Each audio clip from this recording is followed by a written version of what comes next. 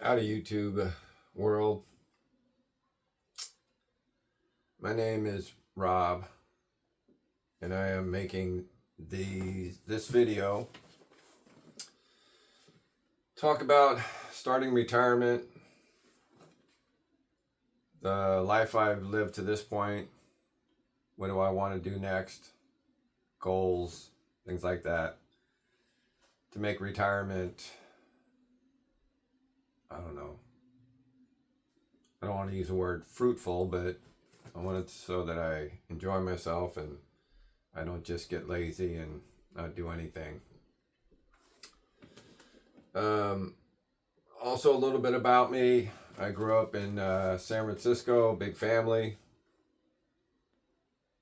I never learned how to read and write much back in the days. There was no such thing as learning disability, dyslexia, all that stuff. So I went through school and never really quite learned how to read and write and arithmetic, all that educational stuff. I like to say I am educationally uncoordinated. But in those years growing up, I was very physically coordinated. So I was picked for teams right away, those kind of things. But in the classroom, I was not picked for any teams in the classroom. So anyway, grew up in the city, big family. My dad died of alcoholism at a very young age. I was 7 by the time he died.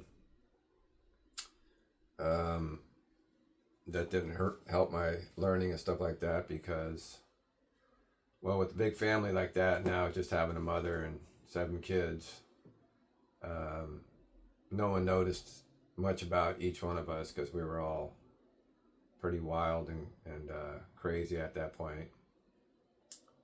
Also, I think you learn at a young age to shut down to a lot of things around you because they're just too. I don't think it was painful. I just didn't understand what was going on. And in our day, also, there was no let's sit down and talk about it. There was like, eat your food, help clean the house, go to school, and that was pretty much it. So I learned to just, I don't know, not ask questions. And in school, I never asked questions, that's for sure, because I didn't even know the right questions to ask. Anyway, I made it through the years, and sports and fitness was always my go-to. That was one consistent thing I had all my life, and I was, like I say, I was fairly good at it. It kept me very social. It kept me fit. Also, I liked growing up with television. Television was a big point too because that was my educator. I learned words, vocabulary. I learned a lot about subjects and things that I never learned in school by reading or anything like that. So when I wasn't playing sports, I was watching television, old movies, old PBS shows with animals and talk shows. And I like talk shows a lot because I learned a lot of vocabulary. I learned a lot about different subjects that I probably wouldn't have learned on my own. So those two things kept me going. Like a lot of us back then. And also, by the way, I'm 69. We started dabbling in beer and smoking weed. And that was just something I did growing up, from, I don't know, 14, 15 until I got my first attempt at sobriety around, I don't know, 30, 20 something. I just stopped drinking for about 4 years on my own because knowing that my dad died from it, and also my mother was sober in AA for many years, and so again, I didn't talk about it. I just decided that I'm going to stop drinking just because I wanted to prove to myself, but I wanted to show everyone that I could do it, and that I, didn't have a problem. And no one asked me if I had a problem, but obviously I did. So I tried that for about 4 years by myself. Eventually started drinking and carrying on. After about 6 months of that, I had enough. I got sick and tired of being sick and tired. So I started going to AA meetings. And the first time I went to an AA meeting was just basically just to kind of hide out until I get some money so I can get loaded again. I always tell this story because it really was, well, I don't know what it was, but I was walking into a meeting and it was upstairs, and I passed these two old guys, and at the time they were probably 50 or 60, and to me they were ancient. I was probably in my 30s, so I thought everyone was old. And I did look over at one of the guys, and it sounded like something out of a movie, but I just saw this little sparkle or this twinkle in this guy's eye, and he wasn't even looking at me. And it just it caught me off guard. Mind you, I hadn't been sleeping or hadn't been sober for a while at that point, so I don't know what it was, but I kind of figured like it was a message. And so I went to my first meeting, got sober, and I've been sober approximately about 38 years now. I still always struggled with work. Again, by this point, I still couldn't really read and write. I could barely fill out an application. I didn't learn to spell my middle name until I was 21 or something. When I went in the service, I was joined the U.S. Army, a station in Germany for 3 years. And that's where I learned my middle name. So I had to show you. And to this day, I can't spell much more than that, even with that, with all the technology. So I can't write a sentence without voice to text. That's just still impossible. So anyway, I got clean and sober, and I felt a lot better. Just knowing I didn't have to worry about that part of my life. Still had a problem with work. Like I say, I still couldn't read and write. So I was basically just a laborer. I work construction one way or another. But after, I don't know, 2 or 3 years, I'd been sober a while, and I thought, you know what? I want to get out of construction. I want to go to college so I could, get an education and get a good job where I didn't have to work so hard with my body. So that was where I learned about my learning difference, disability, whatever you call it. So I quit my job of 10 years, which that really hurt because I never got as good a job again. So after that, I went to City College, and shortly after that, one of the teachers suggested I go to they had a disability lab for people that had a problem with reading, writing, and arithmetic, which I'd never heard of. So long story short, I got tested. They basically said, you have a learning difference. They didn't call it dyslexia. They didn't call it anything but that. And they never really labeled it. They just said, we can't fix what you have. And they sent me to these classes that they didn't help. I mean, basically, I related to alcoholism. It's one of those things where you're never cured. I've been sober for 38 years, but if I took a drink today, it might be a week or a month, but I would be addicted to alcohol again physically. And the learning disability or learning problem, what do you want to call it, there's no solution for it. I've tried. I went down a bunch of rabbit holes, and there were a lot of companies back in the 80s and 90s that were, claimed that they could fix dyslexics. Back then they called it dyslexia. That was the popular term at the time. ADHD and all that stuff hadn't really come out yet. And again, these are all made up by so-called doctors and such.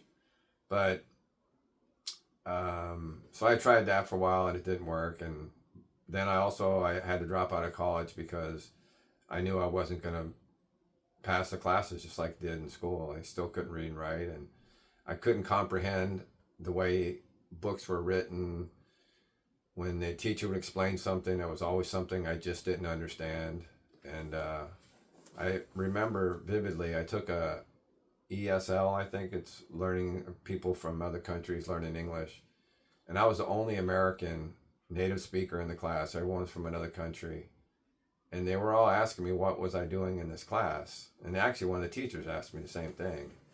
And I tried to explain to her that I have this learning difference. And she just looked at me like I was just a slacker and I was just trying to get a free ride or I don't know what. But she had, she was angry with me that I was in that class. Like I didn't deserve to be there.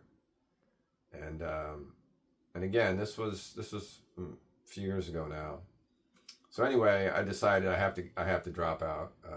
I'd already taken a loan out, and so I just went back to work, back into construction, and I stayed sober. I did a lot of sobriety stuff. I went to a lot of meetings. I hooked into all the people, and life was better, but I still couldn't read and write. I had a hard time and still have a hard time with the whole faith thing and, God and all that stuff. I struggle with that daily. And day-to-day tasks for me are still almost impossible. And I can't explain it to people because most people don't have that problem with reading and writing and taking notes and things. But I equate it to alcoholism too. It's the same thing where if you're not an alcoholic, you don't understand why you can't just have one drink, which I've had friends tell me before, just have a drink and go home. And it doesn't work that way. And whatever it is I have in my brain, it just doesn't connect the same. I heard that I have this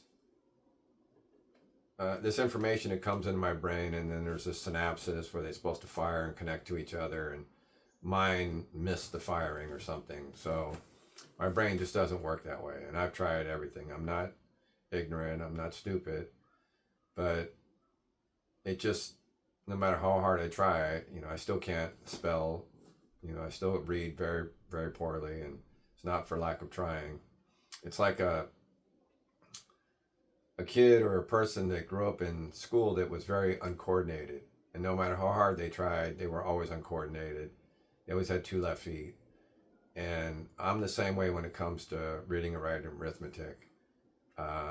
I've never given up on learning. I learned most of my stuff from YouTube videos and movies and TV still because reading it is too painful, and I don't comprehend things through reading. So what I did learn too when I got sober and going to meetings was how to study people. And I learned that at a very young age in grammar school because I knew something was wrong with my reading and writing and stuff. I didn't know what, but if I knew a teacher was going to ask me to spell something or read something, I would be paying attention to their body language, wherever the conversation was going. And I would somehow or another change the subject away from me so that I didn't have to read and write. So anyway, to this day, that's one of my hobbies is studying the human condition. And I learned a lot by going to AA meetings and just paying attention. Again, the way I pay attention to things is different than somebody who loves to read. And I know plenty of people that can sit for hours, just read and just love it to death. I'm the type of person, I need to be moving. I need to be doing things. And I observe as I go. And I'm pretty good at it. They say don't judge a book by its cover, but I don't know where that came from because the cover tells so much about people. It's not 100%, but it's definitely a strong indicator of the type of person that you're talking to. Along the way, I decided that I needed to have other hobbies. Fitness was still one of my things. I started running again once I got sober, and I was really into running, which I've been since I was, 9, 10 years old. But I also needed to have other hobbies. So I started playing golf because a bunch of guys I worked with had been playing, and I decided that I would try it, fell in love with it. Some might say became addicted, which I still am to this day. I also wanted to go out on the weekends and have something fun to do. And I knew bars weren't the greatest place, but they were meeting places. And I grew up with five sisters, so I did learn a little bit about dance and rhythm. So I took up dance lessons, country western, line dancing, country two-step, all that stuff. And I've been doing both of them the whole time I've been sober, so 30 something plus years. And those have been pretty big passions for me. They've also got me away from just recovery people and just meeting people from all kinds of different walks of life. In golf, that's common. And in dance, it's very common. I would never meet most of these people on the dance floor that I have. They tend to be a different type than I, but I still love to dance. I was inspired, I guess, by Fred Astaire and being smooth as he was, and always had a pretty girl. And so those are a couple of things that have really helped me through the years. And again, my fitness has never waned. There's been times when I've been more into it and less, but for the most part, at my age, I'm still very strong and fit. And fitness, a lot of time, is my go-to. Some people would go and pray or meditate, whatever it might be, but for me, it's fitness. You know, I go for a run. I'll train with weights. I'll stretch. I'll do all these different things just to keep my mind and body moving, and it's paid off.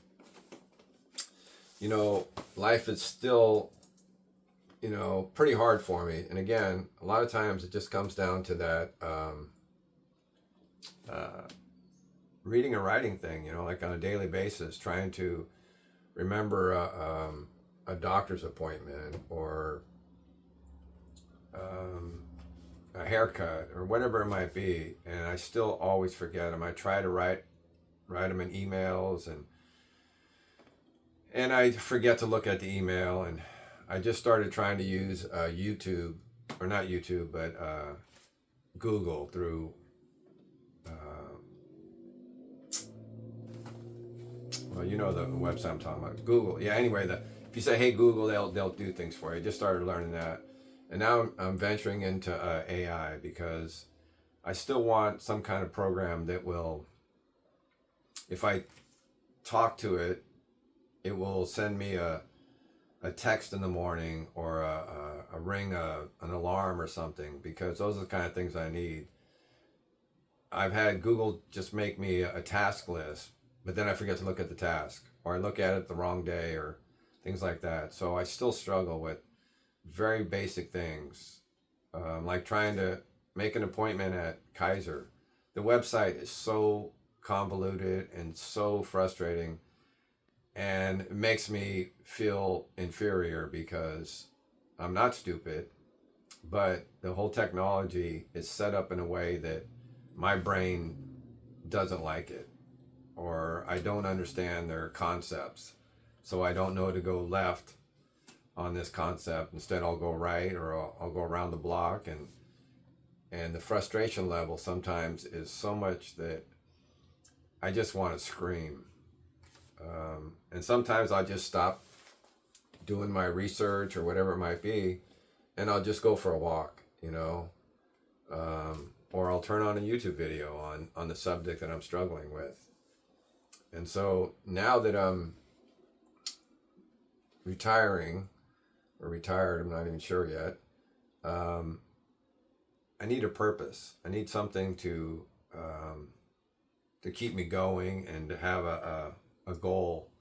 I still have my golf, which is just the most beautiful, most frustrating thing in the world.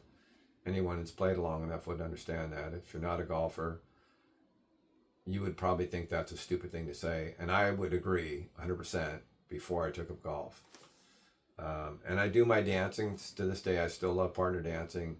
And that is not an exercise for me. That is a passion that it only feeds my heart. And I still love doing it. I don't fit in mostly with the dancers, but that's okay too. And like back to golf, it really is a lot like life. Some days everything is just running smooth. You get a nice score. You can go back the very next day, and everything is running just opposite. You'll have a terrible score. You'll just play terrible.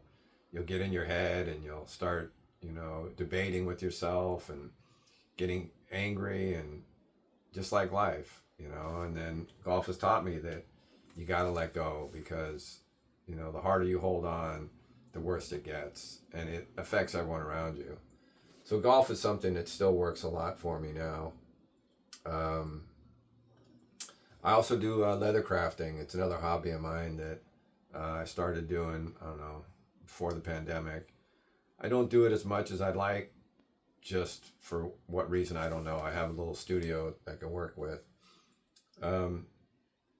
So again, I still struggle with people and myself. I get really down on myself. I get really frustrated with people that aren't doing things my way. And that I've learned in my recovery, that when Rob doesn't get his way, he gets angry, and he makes excuses why he's angry, and if everyone would just do it my way, it would work out perfect, and et cetera, et cetera. And so my recovery is still something I have to work on a daily basis, because I can go down that rabbit hole and just totally beat myself up and be angry. And so I still have a lot to work on. I think I've dealt with a lot of diversity in my life, with the dad dying young, and big family, not a lot of money, all those kind of things. And also I've really struggled with faith, believing that things will work out. But like in the military, they taught me, just get up and put one foot in front of the next. And a lot of times that's what I have to do. And some days are just fun and easy, and other days are just very hard and frustrating. I have to remind myself to stay positive, or if I can't stay positive, just try to stay quiet and not talk to many people, because sometimes if I'm angry, I can have a tendency to be not very nice to some people. And I'm not proud of it, but it's still something that I have to deal with. And I wish I could, sit up here and say, have a great success story, and that I'm going to go travel the world, and, life is peaches and cream. Well, it isn't, not for me anyway. And this is the hand I was dealt. I've made a lot of bad decisions in my life, and I'll probably make a lot more of it. But I do really try, and I'm hoping that there's somebody out there that maybe can understand this, because there's a lot of things to still do and learn, but I have to keep a positive attitude. And sometimes it's hard to find people to talk to. Even in recovery, it's hard. Everyone has their own problems. And so I do the best I can. And I'm making this video right now just because, I just started using, what's it called? Claude. It's an AI program it's helped me write this stuff that I'm trying to talk to you about. And it's really quite amazing. This is the first one I've used that I can kind of understand. I tried to use regular AI with Google, and it doesn't make sense. I ask it questions, and it answers them in ways I don't understand, and I have to tell them, look, I don't know what you're talking about. So I'm really hoping that this AI stuff is going to help me with my day-to-day tasks, reminders, just general learning overall too. And the problem with this AI stuff is it's written for, in my opinion, it's written for brains that are used to technology. So the younger generation, obviously, they understand the terminology. They're more familiar with computing. They've grown up with them since they were, young kids. I, on the other hand, didn't learn computing until, I don't know, what, the 90s or such. And I still don't get them, mostly. So this AI thing is, they make it sound, there's all this like basic AI programs that say, well, we'll explain how to do it. Well, they explain it to another tech person. They don't explain it to a layman who doesn't understand and doesn't comprehend the complexity of it all. And they look at me like, what's wrong? How come you don't understand what I'm saying? Well, that's the dilemma. So I'm trying this Claude, and I used it last night for the first time, and it really, I felt really good about it. But making this video, I don't feel really good about this because I have to say it and go over it in my head, and it's not a fun thing to do. So anyway, if anyone wants to chat it up or send me I don't know, whatever you send back to these things, comments, more than welcome, and we'll see where it goes. But this was my first step in this, I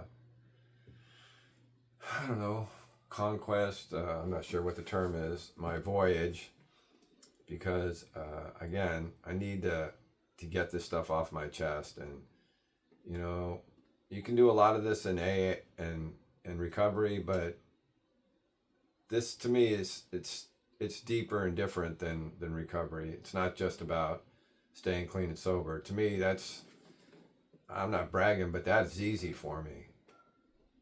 But it's the day-to-day functions, the organizational things, the understanding, computing, all these things, doing taxes, all these kind of things. If I have to fill out a form for the doctor or something, and they write them up like, everyone's supposed to know this stuff. And those are the kind of things that they freak me out. And I have my girlfriend help me with a lot of this stuff because it just doesn't make sense. And I try to do it, and I just get so frustrated. And the frustration, I feel like a tea kettle, I'm steaming and steaming. I'm just about to blow. So anyway, that's what I'm doing. And if it works, great. If it don't, well, I just spent, half hour, 40 minutes and talking to myself. So again, with Rob, later.